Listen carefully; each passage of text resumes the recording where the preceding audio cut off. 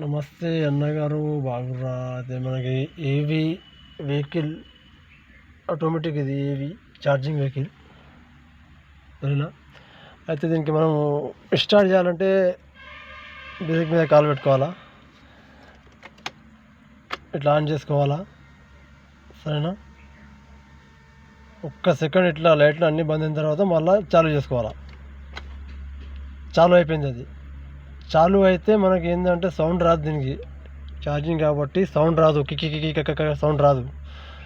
Only tick ఇట్లా sound వస్తుంది అంతే, చాలు అయినట్టు అంతే. చిన్నగా టిక్ అనే సౌండ్ వస్తుంది, దాని అర్థం చాలు అయినట్టే. అది తర్వాత ఎన్ ఉంటుంది, ఇట్లా డీలో చేసుకోవాలా.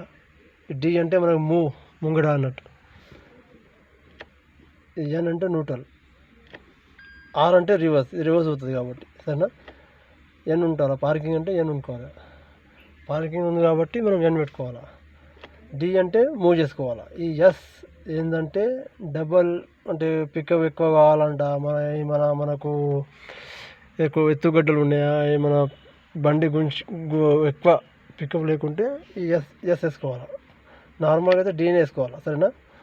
ఈ డీ వేసుకుంటే ఏమవుతుంది, నార్మల్ ఏం నడుస్తుంది. ఐన్ బ్రేక్ ఉంటుంది, ఇది ఐన్ బ్రేక్ ఉంటుంది, ఈ ఐన్ బ్రేక్ తీసుకోవాలా సరేనా. బ్రేక్ మీద కాలు కంపల్సరీ ఉండాలా, ఇట్లా బ్రేక్ మీద కాలు ఉండాలా. కాలు బ్రేక్ మీద కనిపిస్తుందా, కెమెరా బాగలేదు. బ్రేక్ మీద కాలు పెట్టుకోవాలా, మెల్లగా కాలు తీస్తే మనకు బండి ముంగడ మూవ్ అవుతుంది. నేను కాలు తీసిన ఇగో మూవ్ అవుతుంది బండి సరేనా. ఇట్లా ఉంటుంది ఆటోమేటిక్.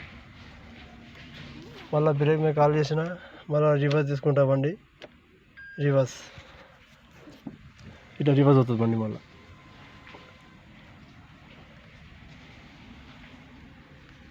ఇట్లా రివర్స్ తీసుకోవాలా.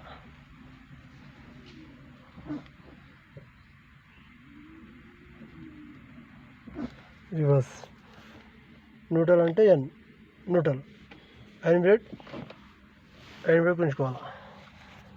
బ్రేక్ మీద కాలేసి పెడితే మీకు న్యూట్రల్ ఎన్ కనిపిస్తుంది. న్యూట్రల్ ఎన్ ఉందా, ఎన్ అంటే న్యూట్రల్.